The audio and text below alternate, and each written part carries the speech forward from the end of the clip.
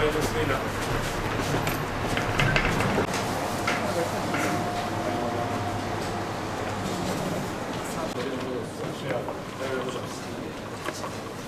Teşekkür ederim. Lütfen başlayacağız böyle.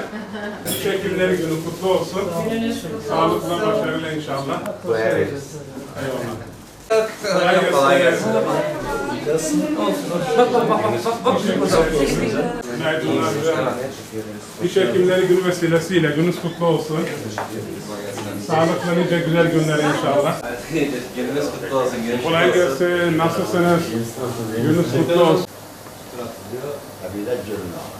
Türkiye geneli olduğu gibi bugün Siirt'te de 22 Kasım Türk Diş Hekimleri Günü vesilesiyle buradayız. Dişçi Mektebi Aliye Tıp Fakültesi bünyesinde 22 Kasım 1908 tarihinde açılmasına atfen 1996 yılından bu yana her yıl 22 Kasım günü Diş Hekimliği Günü. Aynı hafta ise Ağız ve Diş Sağlığı Haftası olarak kutlanmaktadır. Bu önemli ve anlamlı gün 1996'dan beri kutlanıyor.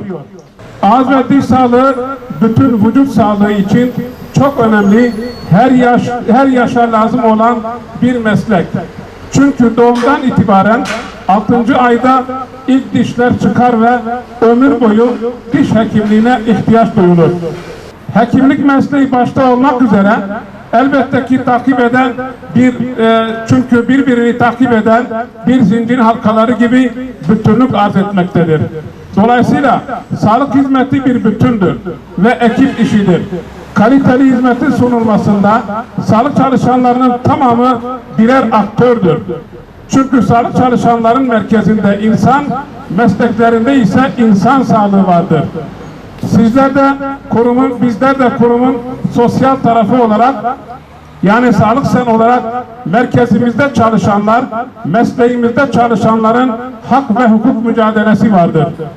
Bu bağlamda her zaman ve her platformda hekimlerimiz başta olmak üzere sağlık çalışanlarımızın yanında olduk.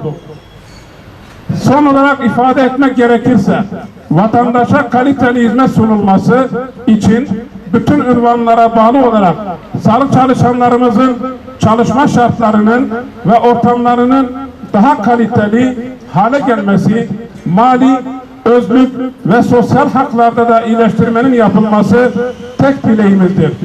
Bu yöndeki mücadelemiz devam ediyor ve devam edecektir. Bu vesileyle tekrar 22 Kasım Türk Diş Hekimi Günü tüm diş hekimi arkadaşlarımıza kutlu olsun diyor. Mesleklerinde sağlıkla başarılar diliyoruz. Saygılarımızla. Merhabalar, hoş geldiniz. Kolay gelsin. Kolay gelsin. Böyle alalım. Gel bir takdim edelim. Hoş geldiniz. Teşekkür ediyorum.